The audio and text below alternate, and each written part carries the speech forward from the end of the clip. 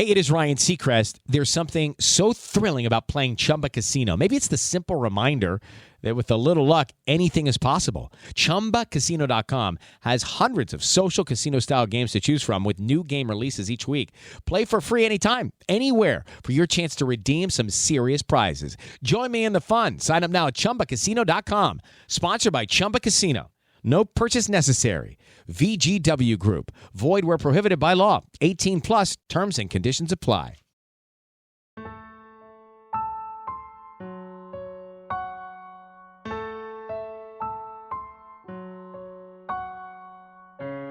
Live from Liverpool, The Dark Paranormal, Season 18.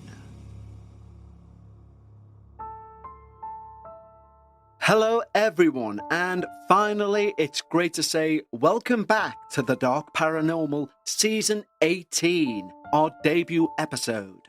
And we begin Season 18 with a spot of irony, because I need to make a few announcements, one of which is that we will be getting to the experiences much quicker. But of course, in making those announcements, we do get to the experience a bit later, but just for episode 1. I need to tell you about some very important changes we're going to make. So firstly, we will not be reading out Patreon's names at the start of the show, but at the end of the show. We debated with our Patreon team removing them completely, just saying thank you in general, or putting them at the beginning or end.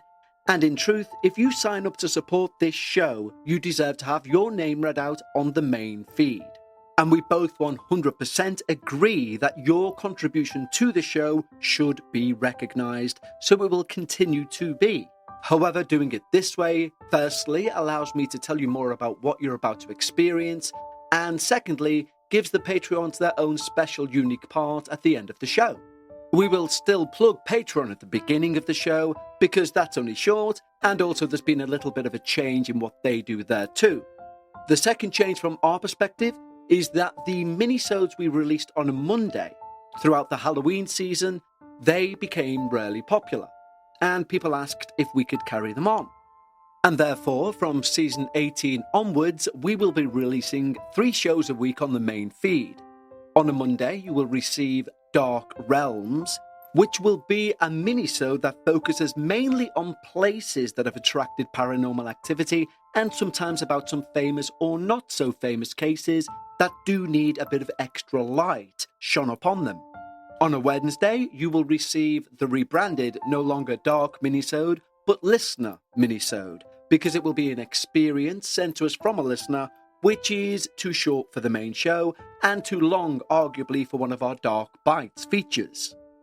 Now, although they always overrun, we will say, for example, the Dark Paranormal's 30 minutes and minisode is 15 minutes apiece, and therefore spread throughout the week on this feed, you will get nothing but a serious and honest look at the true paranormal activity people are encountering, or, in the case of a Monday episode, have encountered. I've said more than enough times, this is your show, and this is me putting my money where my mouth is. You asked for quicker access to the experiences, and with the exception of today and the announcements, that's what's happening. You also shown interest in that Monday slot being a main feature, and that's what's happening too. I'm being exceptionally sincere when I say this is your show, and the day I stop changing the format based on constructive feedback from genuine fans is the day the show dies, and I don't want that to ever happen. And that feedback address is the same address if you have your own personal paranormal experience that you wish to share. Email contact@thedarkparanormal.com. I genuinely believe that the experiences that we have to share throughout Season 18 could be our best yet. And if they're not, that blame lies with me in not conveying the experience well enough. Because believe me, when compiling this season, I did have 1 or 2 sleepless nights, I won't lie. But as listeners from old will know, every season, just like the show itself, is in flux.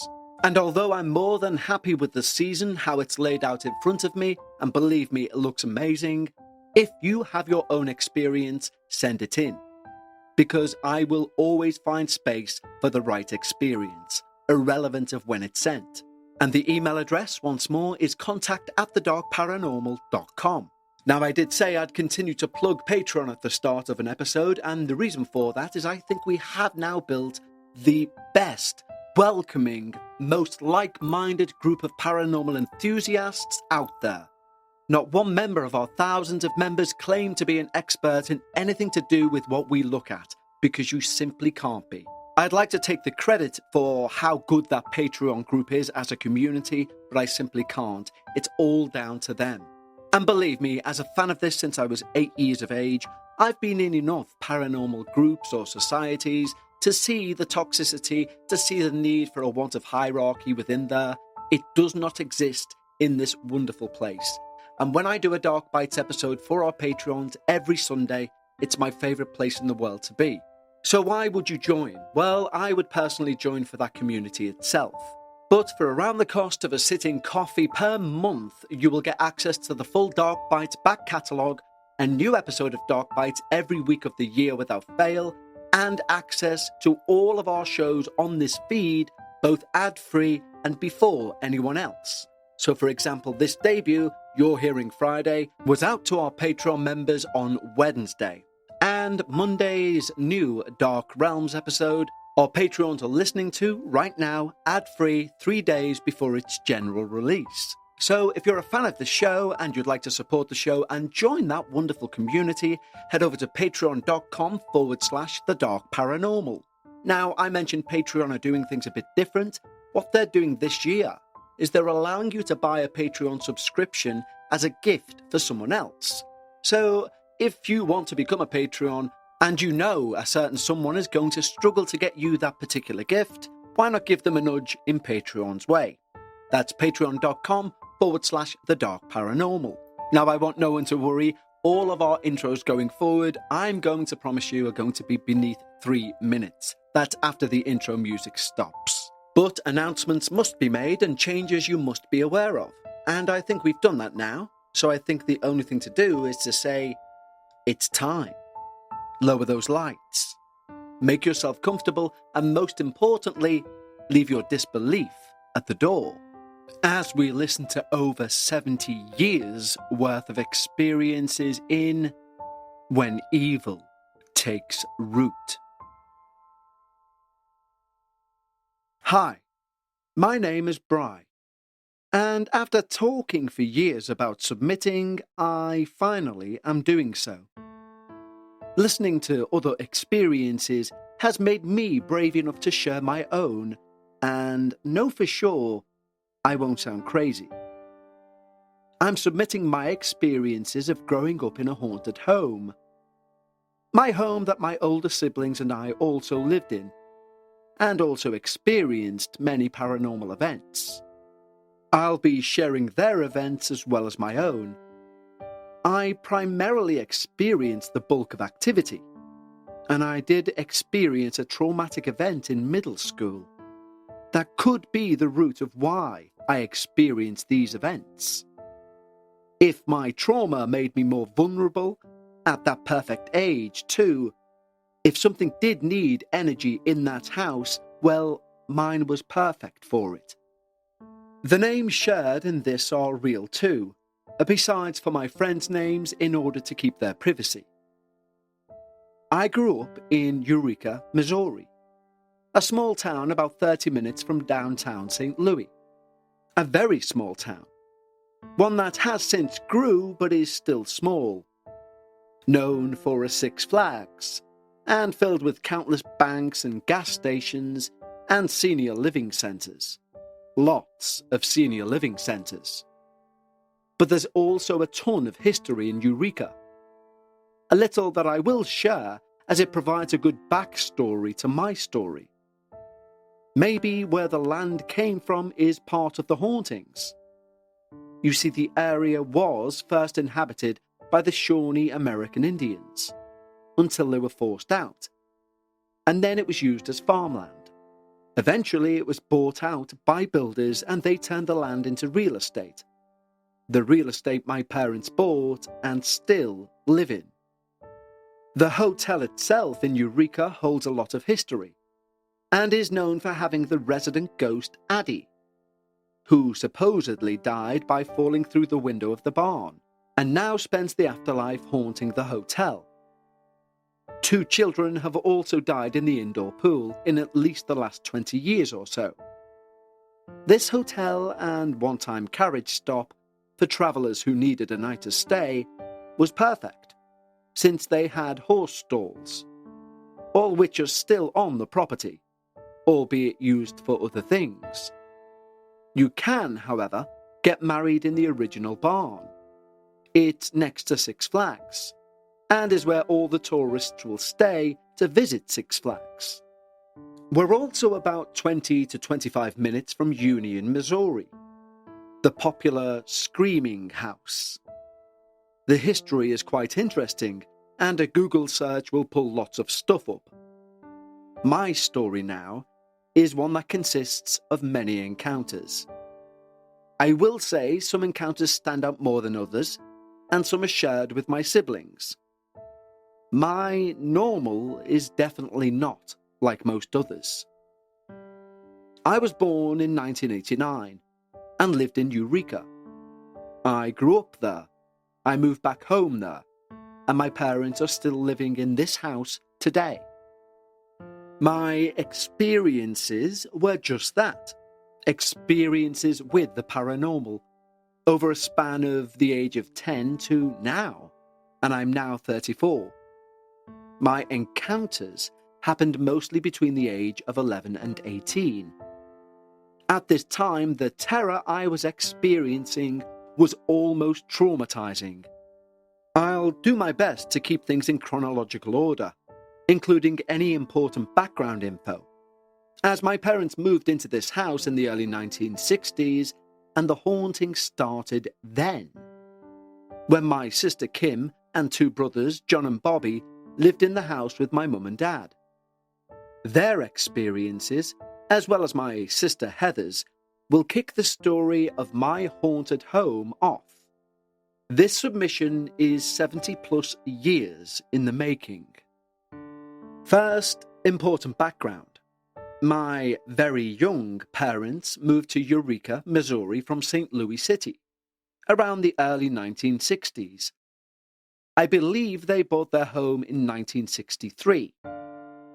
It was a freshly built home in a freshly built neighborhood, in a town that was far enough away from crime, but close enough for my dad to commute to work. Eureka was new, it was different, and it was so country-ish, my siblings say their friends didn't think they even had running water or electricity. Some background info: my dad, an undercover drugs and violent crimes detective with the St. Louis City Police, sought to move my mum and siblings to a safer environment. Thus, he picked Eureka. My dad remained a St. Louis City lieutenant throughout the 60s, 70s, and 80s, retiring in the early 90s. When I was born in 1989, I was a surprise. My parents married very young, 16 and 19, and they had their first child shortly after marriage, and 2 more back to back, John, Bobby, and Kim. They're my 3 eldest siblings. Bobby died just a few years ago, always my brother. Heather is their 4th, closest in age to me, but still decades apart. I, the complete surprise, was born to my parents at the age of 44 and 47 respectively. We're all horror enthusiasts, and we are all paranormal enthusiasts. But that is because of this home. My dad, not so much. But I would watch him go from a non-believer to absolutely having to believe. I know the house is what has made all of us the way we are. The kind of weird people that are normal, but have insanely haunted home stories. The 3 eldest siblings, John, Bobby, and Kim, were the first to live there along with my dad and mum. My dad still mostly worked nights, working undercover. So he was gone most nights and went home sleeping. Upon moving in, my siblings explored the land around them, because that's all there was to do in Eureka. We played in the woods as kids, something I'm not sure kids do anymore. Venturing through the woods, it didn't take them long to find scattered tombstones throughout the area, next to our home. Definitely too close for comfort. There were plenty of bare spaces, plenty of spaces where there were cleared, marked cemeteries. What happened to them? No one seemed to know. I also explored the woods as a kid, and at the age of 10, I remember this particular gravestone dated back to the 1800s. This tombstone was by far one of the biggest tombstones I'd ever seen, just thrown in the woods. It was well over 5.5 feet, elaborate with a cross design on top. There were others that were smaller, unreadable. Some were small squares with crosses, which we believe indicate a baby or maybe a small child's passing. And there were lots of those. And lots of broken gravestones, the unreadable ones. To say this was all too close to home is meant in a very literal way. There were many gravestones behind many people's homes, not just our home. They were all unreadable. My siblings, as they have told, thought they hit the jackpot finding these tombstones. As anyone would be, they were entranced. My brother, a history buff, immediately tried to figure out whose land it was. History of the land within my neighbourhood points to a few large farms once having the entire land, and before pushing them out, American Indians had the land. I've always considered this. The original American Indian land turned farms with gravestones scattered about my backyard woods and others. It wasn't long into living in that home that my siblings and my mum started to experience things. Upstairs, they would hear chaos on the main level, starting with their garage door opening and closing, doors opening and closing, people running up and down the stairs, stomping around the kitchen, and kitchen cabinets flying open and slamming shut.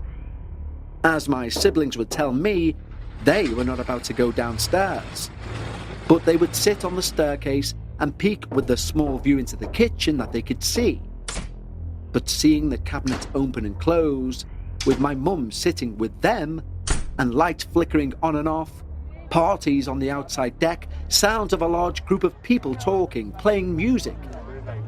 They didn't immediately tell my dad what was going on, knowing he wouldn't believe a word of it. John, my brother, was a target of the one or more entities in that home. He was tormented by sounds of a phone in his closet ringing constantly, a doorbell coming from the closet, shaking of the closet doors, and witnessing my mum's glass of wine turn upside down on the table, and the wine remained inside. My sister and brother experienced whispering from the walls, hearing the people running up and down the halls, and poltergeist-like activity that would go on in the middle of the night. My siblings did not live at the home long, starting their own life shortly after high school. Heather became an only child at the house. Around middle school age for her, in 1989, I came along, and I'm sure my sister was thrilled. Heather would, of course, experience the normal things that always happen in the house. The whispering, the running up and down the stairs and hall, doors slamming, etc. This, for Heather, all started at puberty age. I never knew girls and puberty seemed to be large triggers for paranormal activity. My siblings would talk about this, asking my mum if anything had started to happen yet in the house, when I was just entering middle school. Not knowing why then, or what they meant by things in the house, as they teased a lot, I was slightly oblivious to what they were implying. But I soon found out. Let's take a quick break in proceedings to talk to you about the holiday season and the M word. Not mistletoe, money. Because food, decorations, presents, they don't come for free, and at this time of year, everyone knows to the last digit what is in their bank account. Well, I know I do anyway, and when I get my statement in January, I look and think, I didn't need to go out then, I didn't need to buy that, I didn't need to buy as many of those. And I kick myself and say, next year you'll do something better with your money. And that was me rinse and repeat until last year when I actually did. Now, you'll have heard me talk about acorns before, and there's a reason for it, because acorns make it easy to start automatically saving and investing for you, your kids, your retirement, even during the holidays. You don't need to be an expert. Acorns will recommend a diversified portfolio that matches you. And you don't need a ton of time. You can create your Acorns account and start automatically investing your money in just 5 minutes. And you don't need to be rich. Acorns let you get started with the spare money you've got right now. That could be $5 a day or just even your spare change. That's right, Acorns can round every purchase you make up to $1 and automatically invest that spare change for you. So if you buy a coffee on the way to work, that's investing. And you can get bonus investments just for buying the stuff you need from the brands you love. The change I said I made last year, well, I looked at all the excess I would have spent and I invested it. And believe me, guys, that's why Acorns are so important. And I'll be doing the same this year, because when you look at your statement in January and you see you've invested money instead of wasting it, it's a great feeling. So head over to acorns.com/Dark Paranormal or download the Acorns app to start saving and investing for your future today. Paid non-client endorsements. Compensation provides incentive to positively promote Acorns. Investment involves risk. Acorns Advisors LLC, an SEC registered investment advisor. View important disclosures at acorns.com/Dark Paranormal. Let's take a quick break to talk to you about my favorite time of year, the holiday season, the special time of year where we see people we may not have seen all year round. And for our American listeners, they get what I call a mini Christmas with Thanksgiving. Us Brits only get Christmas, but I've planned on pranking my sister by talking as much French as I can during Christmas dinner. And the confidence I have in pulling off this prank is all thanks to Rosetta Stone. Rosetta Stone is the most trusted language learning program available. There's a reason why over 30 years, millions of people have learnt one or many of the 25 languages on offer. And that's because they use fast language acquisition. There is no hand-holding, there's no English translations. The process is so intuitive, you get to pick a language, then listen, speak, and think in that language. And it's so flexible you can learn on the go with your mobile phone or at home on your desktop. A great thing for me is True Accent, their speech recognition program, which will give you feedback on your pronunciation. Don't put off learning that language. There's no better time than right now to get started. And for a short time, Dark Paranormal listeners can get Rosetta Stone's lifetime membership holiday special. And this offer will not last long. Visit rosettastone.com/today. That's unlimited access to 25 language courses for the rest of your life. Redeem your holiday offer at rosettastone.com/today today. For yourself, it's a gift that keeps on giving.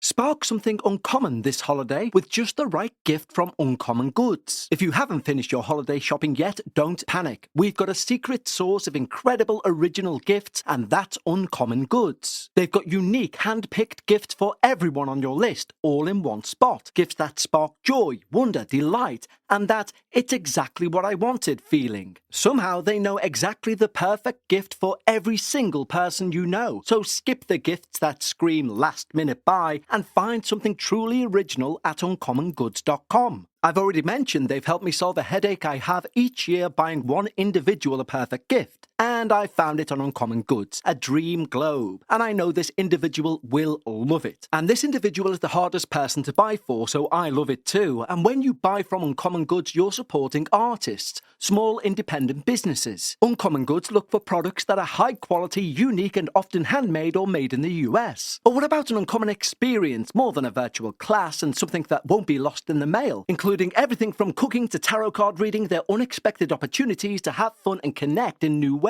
And every purchase you make at Uncommon Goods, they give back $1 to a non-profit partner of your choice. And they've donated more than $3 million to date. So to get 15% off your next gift, go to uncommongoods.com/Dark Paranormal. That's uncommongoods.com/Dark Paranormal. And don't miss out on this limited time offer. Uncommon Goods, we're all out of the ordinary.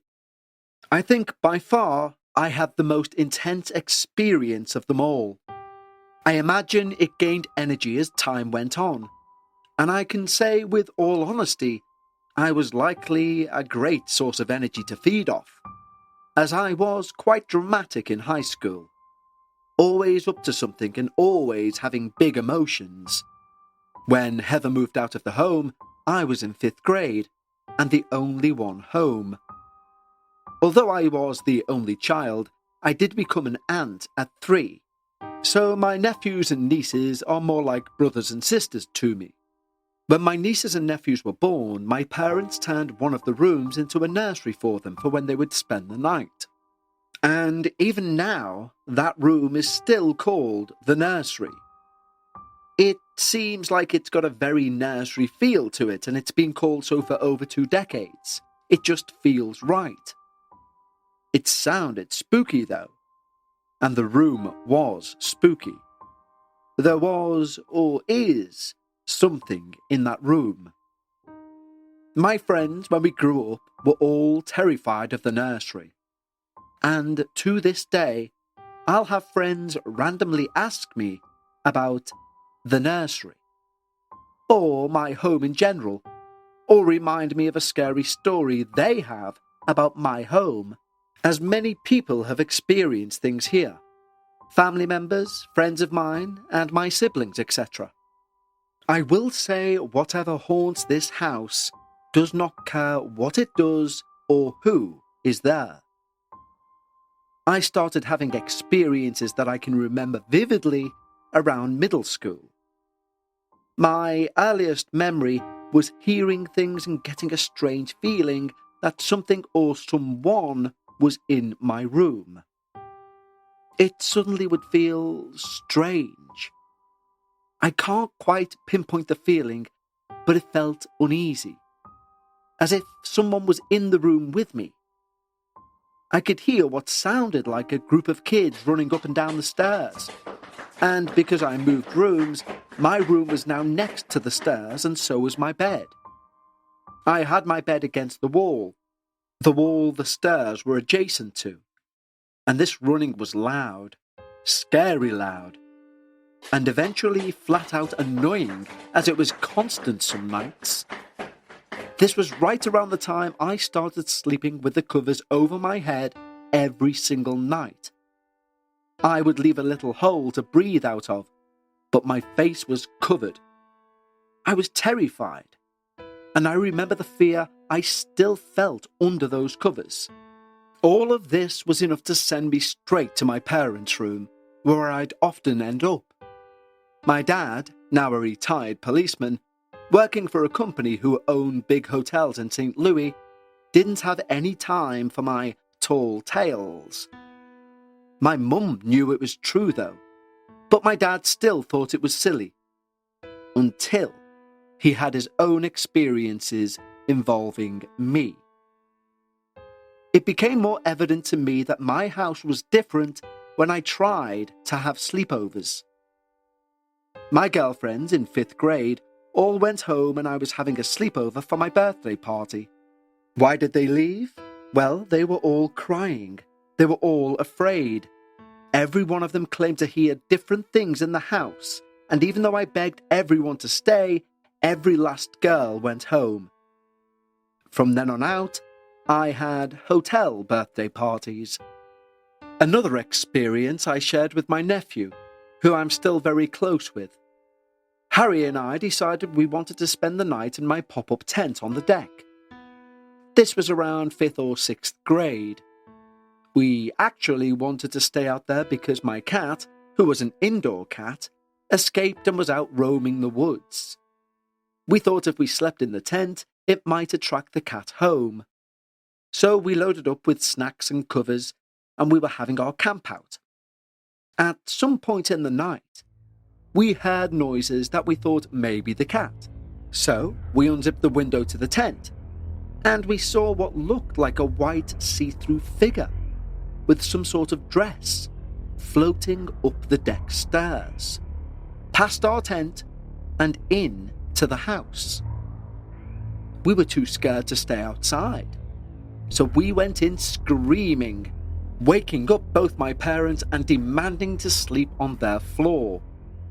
Why we followed it in, I'm not sure, but it felt safer than staying outside.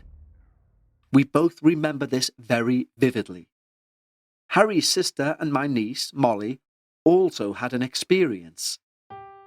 She was napping in the nursery and woke up crying hysterically. saying she'd seen a dog with red eyes underneath the chair in the room.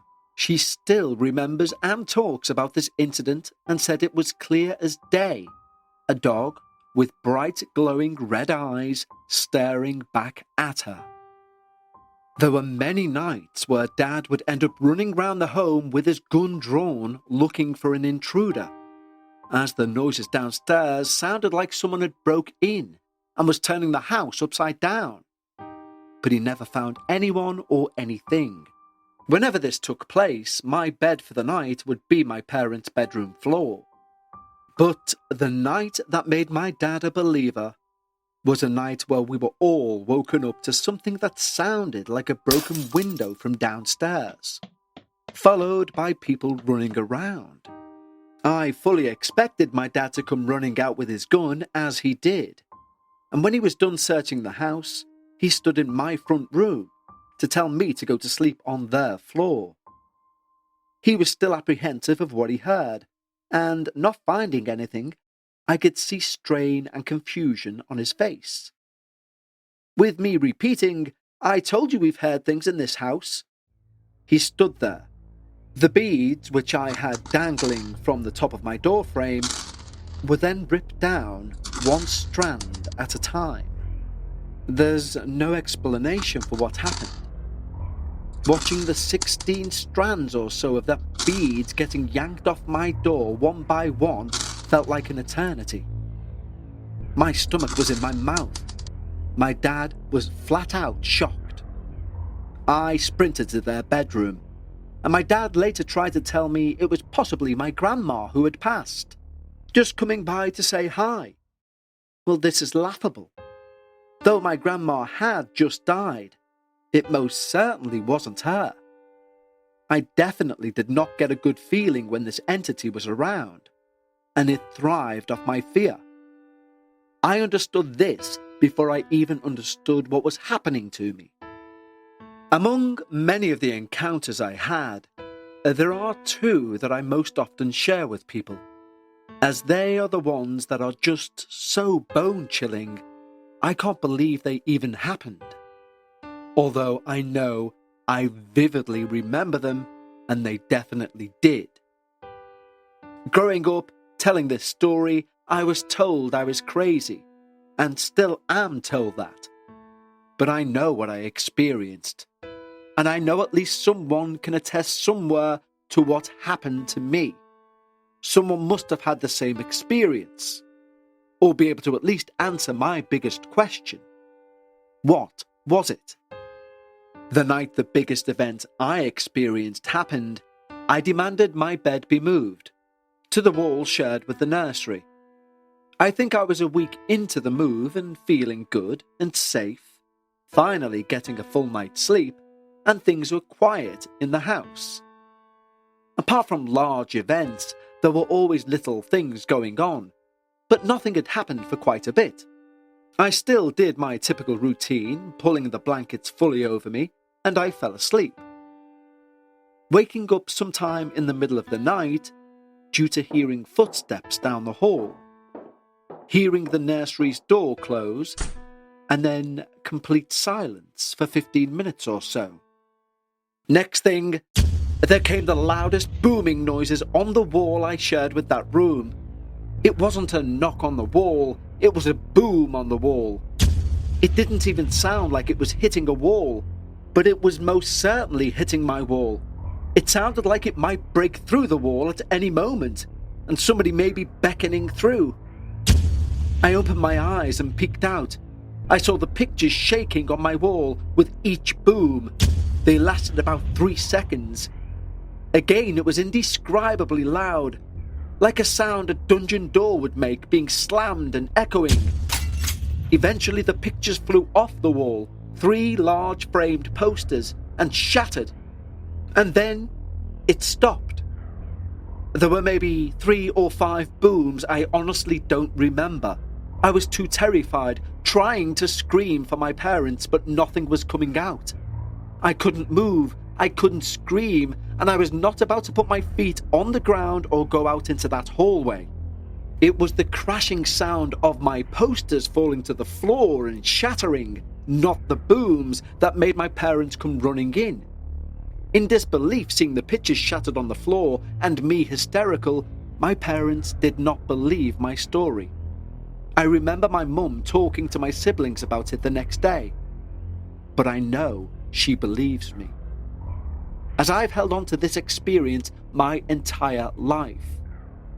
There was no one in that room, and there was no one anyone could make that type of noise.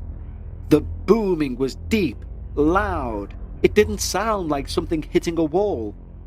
I've nothing to compare it to. This was by far, to this day, one of the most bone-chilling experiences I've ever had. I can't describe the panic inside me. I was flat out terrified of whatever was on the other side of that wall. The other experience isn't one that scared me so much, but has intrigued me and posed so many questions. To this day, I've tried to research what I saw, but I've come up with nothing. I'm hoping to get maybe some answers from sharing this story. Shortly after the booming on the wall, I got a camcorder for Christmas. I remember asking for a camcorder so I could record that nursery at night. I was determined to catch whatever it was on camera. And not long after having the camcorder, around 14 or 15, I decided I would set it up in the nursery, with a blank tape on record. To my surprise, I caught something I can't explain. About 30 minutes into the recording, I can only describe it as a very small blue light that grew bigger and bigger and bigger, brighter and brighter, and eventually exploded. And then the screen went black. You could clearly see the room with the light that was glowing in the centre. I was able to show a few friends and my mum before my nephews recorded over the tape, when they used the camcorder without my permission. But the image of the blue ball is burnt into my head, and I still get chills thinking about it. It wasn't an orb, at least not one I've ever seen before. It was a tiny light that got bigger and bluer until it burst, with white light filling the camera screen. I'm sure some will question if I used a Ouija board, and yes, I did use the Ouija board. However, I wouldn't allow my friends to use it at my parents' home. We used it once at another friend's home. Only me and my friend we'll call Lynn were using the board. The other friends were sat on the couch refusing to take part. We placed our fingers on the planchette and asked if anything or anyone was in the room. We ended up finding out the person coming through the board was our friend's uncle who had recently passed. After asking the entity for a sign, the phone started ringing and lighting up. Eventually, we got to the point of the entity wanting my friend to pass on a message to her cousin, as her uncle and cousin were estranged. My friend and I had no idea about her uncle passing, or the rift between her uncle and cousin. She refused to pass along the message. But then I realised I might be more sensitive to the paranormal. Eventually, when I was 17, I gave in to the pushing from Lynn to use the board at my house. So, just her and I in my room used the Ouija board. And it didn't take long for something to come through. And with our fingers not even touching the planchette, it started moving, answering questions. The entity on the other side claimed to be a little girl, someone who apparently watched over me and kept me safe. Someone who claimed to have died in a fire at a young age. At this time, we were unaware of the use of children to cover up something bad being on the other side, a way to gain empathy, which is basically what it did. It gained our empathy and trust. She said she sat on the edge of my bed at night, claiming there were many entities in the house, both good and bad. Eventually, we were done using the board, and we forced the planchette to goodbye, because I still fear what happened. Mentioning the name that was given scares me, but it did say her name was Hillary. Hillary was 9, and she did ask during the session if she could remain. I regretfully said yes. A few days after this, I'm telling another friend of mine what happened. They informed me to stop talking about it, go home and speak in my room and tell her she's no longer allowed. I still didn't see what the big deal was. It took years to realize exactly what we did and what I'd allowed. I left home for uni, completed uni, got married, got divorced, and I moved back to Eureka. I lived down the street from my parents' home for a while, and only recently moved out of their neighborhood, but I still remain in Eureka. My mum still experiences things from time to time. She often awakens to entities coming through her room in the middle of the night. A man she has seen numerous times. Occasionally, he comes with other people who she will never see again. My brother recently passed away from colon cancer. Each of my siblings have been visited by him in some way or another. My mum, days after his death, saw him standing over her in her room. My brother's passing prompted me to think how each of my siblings all have some sort of disease that is not passed down through our family line. My sister will be going on her second kidney transplant sometime this year. All of my siblings have Crohn's disease. My brother, who is alive, has an array of illnesses, making him wheelchair-bound and in far worse health than my 81-year-old dad. My brother, who died, was in the best health of all of us. Although he lived with Crohn's, his death was shocking, and it made me wonder if something in the house caused them to be ill. I, thankfully, am pretty much healthy. However, my life has been filled with trauma, starting at a young age and continuing into adulthood. I'd say my life experiences are more than what the average person experiences. Sometimes it seems like every time I turn around, something bad is happening. Now I can take personal accountability for choosing wrong paths in life. However, most of my bad luck is just that. Really bad luck. And it makes me think, is something attached to me? Did I open something up using the Ouija board? Or make it worse? Make me worse? There's no ending to this. The eerie feeling I get when I go into certain rooms of my parents' home still exists. Strange events still exist.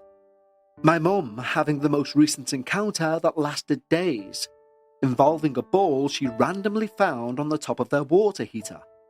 A medium-sized rubber ball. My parents are neat freaks to the extreme. My mum would have known if that ball had ever been in the home. She took the ball and put it on her dresser, upstairs in their room, so she could show my dad later. When she went to get it, the ball was gone.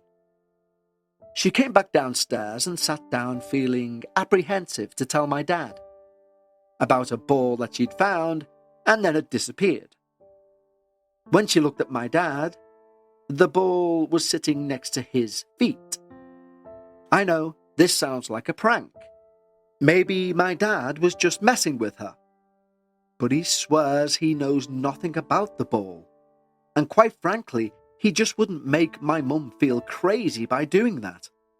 He may have been a policeman, but he is empathetic. Anyways, my dad put the ball on his end table, next to his chair he sat in the living room. The next day, the ball again was gone. My siblings and I share a text thread with my mum and dad. One of my sisters told her to ask for the ball back and see what happens. Just go out and say it in the family room, she suggested. My mum done just that. She asked out loud if she could please have the ball back. The ball showed up a day later on top of the water heater. Whatever is in that house is still active. I still would say I experience paranormal activity, even away from their home. I sometimes will get the same uncomfortable, odd sensation over me that I would get in my room growing up, when it felt as though someone or something had came in. And I still think about my family home often, and my parents hope to leave the home to me. If it pans out that way, would I move back? Definitely. I'm not sure what's in that home, but I think it's multiple things. A poltergeist, potentially. Something more evil that was never human? A dark spirit or shadow figure? Potentially. Is there some good energy there as well? I know for sure that my experiences are ones that most don't ever have with the other side. Ever. But I did. For 6 to 8 years at the most active. I was tormented nightly by something I will probably never know, but hope to get insight here and some opinions from people listening. My home's hauntings remain a topic of conversation, and all of my friends have memories or experiences of their own. I hope my submission and experiences bring answers, as God knows I've searched for them. I hope to hear opinions of people who might have had countless stories of the paranormal and may have heard something similar to mine. And I hope to know if I myself should consider the experiences I still have ones that I may let in on my own attachments from the home, possibly being, overall, more sensitive than the others. Many thanks, Bri. Well, Bri, first and foremost, thank you so much for being our debut episode for Season 18 of the Dark Paranormal. There is so much that I want to pick apart about that story. I want to speak to your parents. I want to speak to your siblings. There is a lot of information that is sort of alluded to that we will never know because it's not a co-written piece. It's a fantastically informative piece that collectively, if I'm being perfectly honest, sounds more to do with the land and the people who live on that particular land. I don't think it's coincidental, obviously, that there are broken tombstones in your backyard.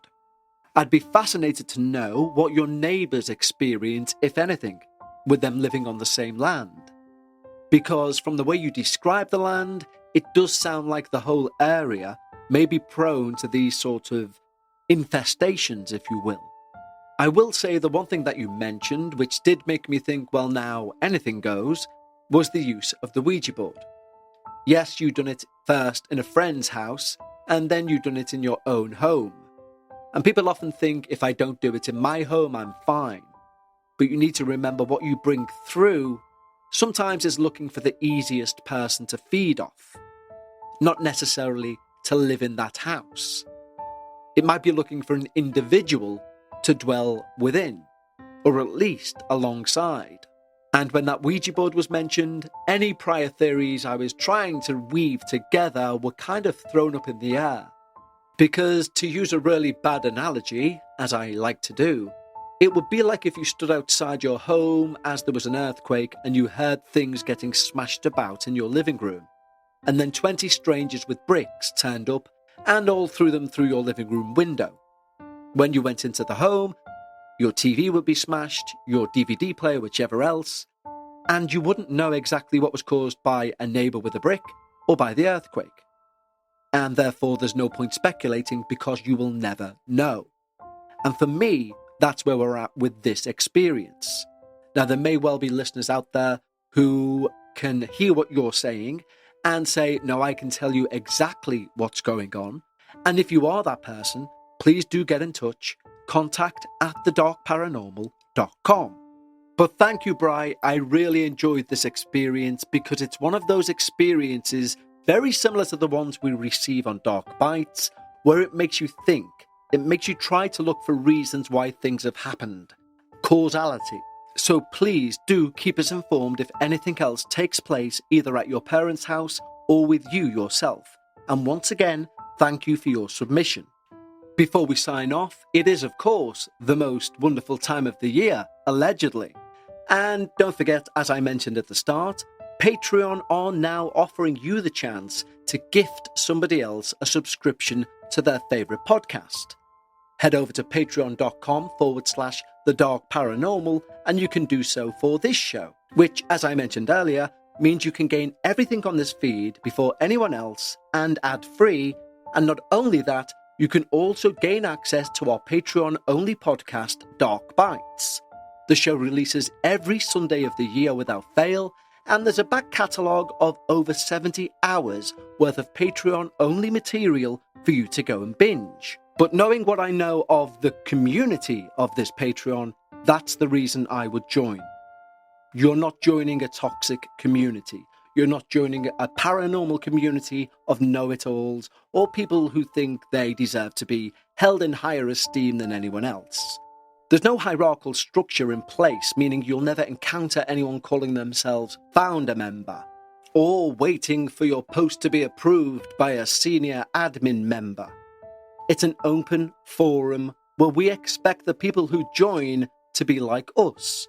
Open-minded, like-minded paranormal enthusiasts who only have two rules, one of which is respect each other's opinion, and secondly, respect each other's experiences, whether you agree with them or not. As I said at the start, and I meant it, a Sunday when I record Dark Bites is my favourite time of the week. I genuinely feel like I'm in a room full of friends, even though it's just me talking to a microphone. It's less formal, there are more experiences to discuss, and it leaves a lot of jump-off points for people with the interest to do so, to go and research more. And it's that wonderful community which is extending a special invite just for you. Simply head over to patreon.com/The Dark Paranormal. Just like the following wonderful new team members have: Pooja Subiye, Brandy Ackerman, Rachel Layeth, Kea, Vanessa Saxby, Noah, Chris, Nicole Babawa, Keith Morgan, Adi Millers, Quinn Pallone, Juliana Beraldo Sholia, Andy, Julia Hall, Izzy Rundle, Ruby, Jay Guyan, Crystal McKen, Linda Sheets, Daniel Sneed, Ryan, Grace, and Eva/Matt. Thank you so much for the support, guys, and for joining the team. It keeps the show going, it gives you more content, and it genuinely means the world to me. So I sincerely thank each and every one of you for joining our wonderful community. So if all of those perks sound like your cup of tea, or you know someone who likes the show and you'd like to gift them a subscription, head over to patreon.com/The Dark Paranormal. It's been great to be back with you all again, and as we close our first chapter of Season 18, remember, whenever you're discussing the paranormal, always try and leave some of your disbelief at the door. And I'll see you next time, right here on The Dark Paranormal.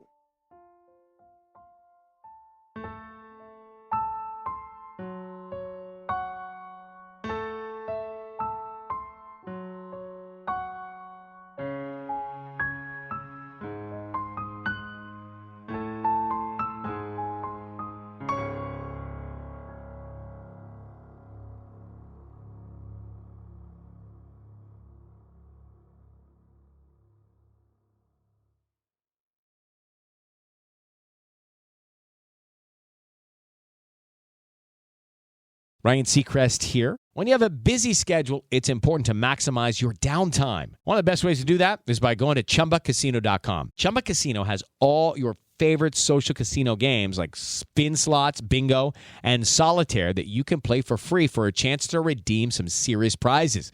So hop on to ChumbaCasino.com now and live the Chumba life. Sponsored by Chumba Casino. No purchase necessary. VGW Group. Void where prohibited by law. 18 plus terms and conditions apply.